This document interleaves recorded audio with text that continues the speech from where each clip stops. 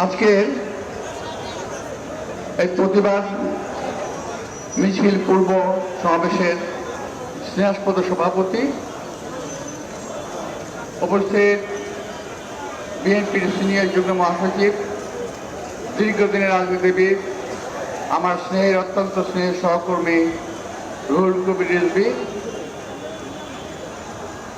যুগ্ম মহাসচিব আব্দুল সালাম, ঢাকা মহানগরীর আমার সকল আসনের প্রার্থী ভাইরা এবং উপস্থিত নেতৃবৃন্দ, সাংবাদিক ভাইরা, আসসালামু আলাইকুম। প্রথমেই আমি আমার সাংবাদিক ভাইদের কাছে প্রথমে একটা অনুরোধ রাখবো। প্রিয় ভাইয়েরা, 17 বছর আন্দোলনের পর আমরা কথা বলার অধিকার আদায় করেছি। আপনারা স্বাধীন সংবাদ পরিবেশন করতে পারছেন।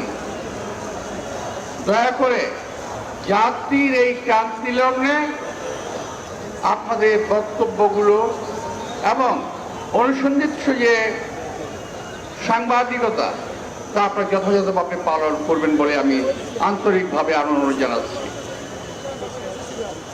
প্রিয় ভাইরা, গতকালে ঘুরে যাওয়া দুর্ভাগ্যজনক এই ঘটনাটির আমি তীব্র নিন্দা করছি। হাদি একজন প্রার্থী হতে পারে ঢাকা 8-এর, সে আমার সন্তান সমতুল্য। আমার সন্তানের বয়স, বড় সন্তানের বয়স এখন 39 বছর বয়স, হাদি বোধহয় 35ও হয় নাই। স্নেহতুল্য, স্নেহভাজন এই ছেলের উপরে আঘাত করাতে আমি মানসিকভাবেও অত্যন্ত বেশি ক্ষতিগ্রস্ত হয়েছি গতকাল। প্রিয় ভাইরা, আমাকে সবচেয়ে প্রথম ফোন করেছে রিজভী আহমদ, আপনি এখন কোথায়? আমি বললাম যে ভাই আমি যাচ্ছি। মানে হ্যাঁ, আপনাকে যাওয়ার জন্য ফোন করেছিলাম। অর্থাৎ ওই মুহূর্তে রিজভীর ভিতরে একটা ঝড় তুলেছে, সে বিশেষ কাজে ছিল, বোধহয় যেতে পারে নাই। আমাকে বললো আপনি একটু যান। তখন আমি মোটামুটি অলমোস্ট চলেই গেছি ওখানে। আমি সবচেয়ে প্রথমেই হাদির উপরে এই আঘাতের তীব্র নিন্দা প্রতিবাদ জানিয়ে বলতে চাই, এই আঘাত হাদির উপরে নয়, এই আঘাত বাংলাদেশের মানুষের গণতান্ত্রিক অধিকারের উপরে, এই আঘাত বাংলাদেশের সার্বভৌমত্বের উপরে, এই আঘাত বাংলাদেশের স্বাধীনতার উপরে। প্রিয় ভাইয়েরা, এটাকে আমাদের প্রতিরোধ করতে হবে। এই অপশক্তির কালো হাত ভেঙে দিতে হবে, এদেরকে দাঁত ভাঙার জবাব দিতে হবে। আমি একটি কথা শুধু বলি, যেটা রিজভী আহমদ সাহেব বলেছেন, হাদি উপর গায়ে গুলি লেগেছে 2:15। ঠিক 2:30টার সময় ফেসবুকে পোস্ট আসলো, সবাই গিয়ে যেখানে আছে ঐক্যবদ্ধ হও, কোন একটা বাসায় যেতে হবে, ইট খুলে নিয়ে আসতে হবে। ভাবতে পারছেন ব্যাপারটা কত পরিকল্পিত? এটাকে আরো সংহত করেছে। আমি যখন হসপিটালে যাই তখন তারা আক্রমণাত্মক স্লোগান দিচ্ছিল। আমি ভাই ঢাকার ছেলে, আমি ঢাকার রাজপথে মিছিল করে বড় হয়েছি, আমি ঢাকার রাজপথে আন্দোলন করে বড় হয়েছি। আমার বয়সটা একটু বেশি হয়ে গেছে, শান্ত থেকেছি, নীরব থেকেছি, কিন্তু ওই মুহূর্তে যদি আমার নির্দেশনা পেত তাহলে তোমাদেরকে তুলে ধরা করতে আমাদের ছেলেরা দিল। কিন্তু ওরা ছিল কয়েকজন। কিন্তু সবচেয়ে ইন্টারেস্টিং বিষয় হলো 150 থেকে 200 ছেলে, এরা কেউ হাদির সমর্থক নয়, এরা বিশেষ একটি রাজনৈতিক দলের অঙ্গ সংগঠনের কর্মী আছে। ভাই, আমি যাওয়ার পরে যখন ভিতরে গেলাম তখন হাদিকে নিয়ে যাচ্ছে স্ট্রেচারে করে অপারেশন থিয়েটারে। আমি অপেক্ষা করলাম, প্রায় 1 ঘন্টা বসে থাকলাম। এর মধ্যে কিছু বেয়াদব ছেড়ে পেলে অনেক বেয়াদবি করলো। যাই হোক, আমার সঙ্গে যারা আমার সিকিউরিটি ছিল, আমার লোকজন ছিল, তাদেরকে বললাম তোরা শান্ত থাকো, হসপিটালের ভিতরে যদি কোনো রকম ঝামেলা হয় সেটা চিকিৎসা ব্যাহত হবে, চিকিৎসা ব্যাহত করা যাবে না, ওকে বাঁচানোর ব্যবস্থা করতে হবে। আর যারা মব সৃষ্টি করেছিল তারা চেয়েছিল হাদি ওখানেই মারা যাক, আর আমরা চেয়েছি আল্লাহ তাকে বাঁচিয়ে তুলুন, ছেড়ে তুলুন, দীর্ঘায়ু দান করুন। প্রিয় ভাইরা,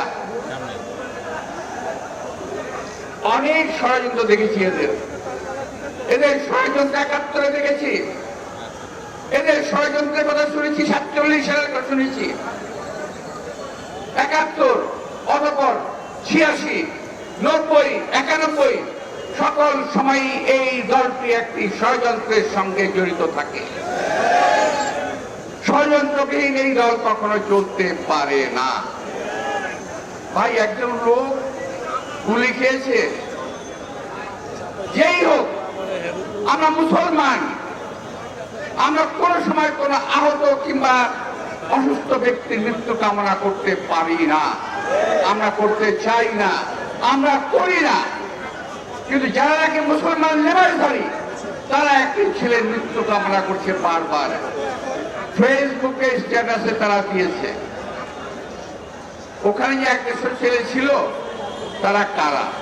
পরবর্তীতে প্রায় 100 থেকে 150 মোটরসাইকেল নিয়ে ওখানে তারা একটা মপতন্ত্রে কায়েম করার চেষ্টা করেছিল। যাই হোক, আমি ওখান থেকে চলে আসি। ওরা ভেবেছিল ওদের ধমক ঠমক দেখলে পরে বোধহয় আমরা লেজ গুটিয়ে পালিয়ে যাব। প্রিয় ভাইরা, আমাদের নেতা কর্মীরা অত্যন্ত ধৈর্যশীল এবং সাহসী ভূমিকা রেখেছিল। কালকে যারা ছিল তাদের সবাইকে আমি আন্তরিক ধন্যবাদ জানাবো।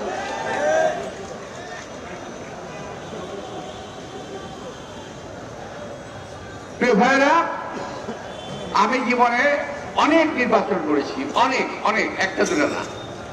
আমার জীবন নির্বাচনে বহু প্রার্থী ছিল। আমি যখন 77 সালে কমিশন নির্বাচন করি তখন ছিল 11 জন প্রার্থী।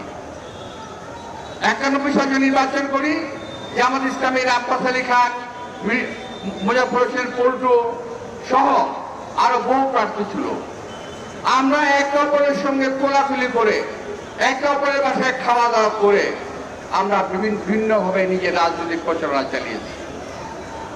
হাদি যদি চাইতো তাকে আমি আমার সকল রকম সাহায্য সহজে হাত প্রসারিত করতাম, কিন্তু সেটা সে চায় নাই। যাই হোক, হাদির উপরে আক্রমণ, আমি আগে বলেছি, এটা গণতন্ত্রের উপর আক্রমণ। এবং জীবনে কোনো রেকর্ড নাই যে আমরা প্রার্থীরা কখনো মারামারি করেছি। রেকর্ড আছে আওয়ামী লীগের, রেকর্ড আছে ওই একটা অপশক্তির, যারা নাকি বরাবর একটা ফায়দা লওয়ার চেষ্টা করে, খোলা পানিতে মাছ শিকার করার চেষ্টা করে। প্রিয় ভাইরা, মিছিল পূর্বে সমাবেশে আমি বক্তব্য লম্বা করতে চাই না। আমি চাই আসল ঘটনা বেরিয়ে আসুক, আসল দুর্বৃত্তরা সাজা পাক, এই দেশে মানুষের সামনে বিশেষ একটা রাজনৈতিক দলের মুখোশ উন্মোচিত হোক, এটি আমি চাই। আমি হাদির দীর্ঘায়ু এবং সুস্থতা কামনা করে আবার যখন তাকে আমরা নির্বাচনের মাঠে আমরা দেখতে চাই। ভোট, নির্বাচনে জয়লাভ পরাজয় আল্লাহ তাআলা নির্ধারণ করে রেখেছেন, এটা আমার নির্ধারিত বিষয় নয়। আমার কাজ করার কথা আমি করবো, ফল দেওয়ার মালিক আল্লাহ তাআলা। একইভাবে যেটা সকলে বিশ্বাস করে আমিও বিশ্বাস করি। তাই হাদিকে কখনো প্রতিদ্বন্দ্বী ভাবি না, আমি ভাবি আমার শ্রেষ্ঠ হাদি আমার প্রতিযোগী, প্রতিদ্বন্দ্বী নয়। ও আমার প্রতিযোগী, প্রতিদ্বন্দ্বী নয়, আমার শত্রু নয়, বরং রাজপথের একজন আমারই মতো লড়াকু সৈনিক। হাদির বয়সে আমরাও রাজপথে লড়াই করেছি, আমরা এখন রাজপথে লড়াই করি, আমার যে সহযোগীরা লড়াই করে তাদেরকে আমরা সাহায্য করি। আসুন এই সময় মুক্তিযুদ্ধের সময় ৭১ সালে যে কঠিন সময় আমরা পার করেছি, আজকে ২০২৫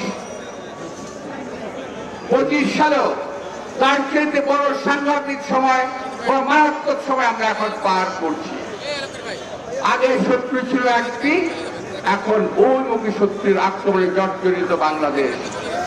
আসুন বহু শক্তির আক্রমণ থেকে বাংলাদেশকে আমরা রক্ষা করার চেষ্টা করি, যেমনি আমরা ৭১ সালে করেছিলাম। আর যারা ঘোলা পানিতে মাছ শিকার করার চেষ্টা করছেন, দয়া করে সাবধান হয়ে যান, দয়া করে সাবধান হন, নইলে এই দেশের জনগণ কিন্তু আপনাদেরকে মাফ করবে না। নির্বাচন করছেন, নির্বাচন করেন, যদি নির্বাচন জয়লাভ করেন ছেড়ে উঠে দেব, হেরে গেলে আপনারা মেনে নেবেন, এটাই স্বাভাবিক। কিন্তু তার আগেই নির্বাচনকে বন্ধ করার। আর একটি কথা, কালকে হাতের উপর আক্রমণ কিন্তু বিচ্ছিন্ন কোনো ঘটনা নয়। এর আগে চট্টগ্রাম রিকশাচালক আক্রমণ করেছিল, এখন হাতের উপর আক্রমণ। আমি বলতে চাই এটা একটি বৃহৎ চক্রান্তের ক্ষুদ্র একটি অংশ, চক্রান্তের আরো ষড়যন্ত্র প্রকাশ পাবে ইনশাআল্লাহ। আপনাদের সবাইকে আন্তরিক এবং ধন্যবাদ জানিয়ে বক্তব্য শেষ করছি। আল্লাহ হাফেজ। আসসালামু আলাইকুম।